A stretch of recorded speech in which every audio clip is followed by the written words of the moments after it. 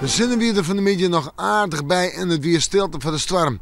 Joen en vannacht, joen is nog droog waar, maar al wel een hudde wien in het kust- en waardgebied. En dan vannacht bewolking, rein, vooral letten vannacht reint het stevig. En ik heb het op temperaturen.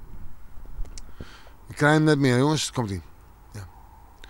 Je hoort weer stilte van de storm, laten we het samen nemen. En de zinnen weer er nog aardig bij.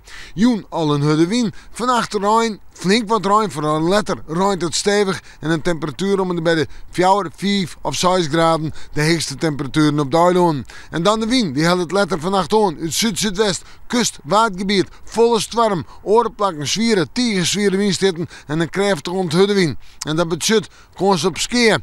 En manier is het nog altijd een storm en nog altijd een flink wat rein wat er valt. Een minne spits van de maandtijd. En dan de middag, dan kan de zinnen dus even terugkomen. Een aantal buien, een aantal stormbuien. Maar dan komt de wind wat en hoe daar is aan 10 graden een hege temperatuur.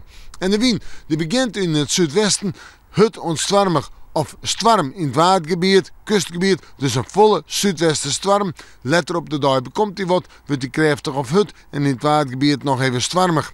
Dan terug de maand en nacht, buien we kans op hagel, we kans op tonger en mistitten en dan zetten we terug naar het fruitzog.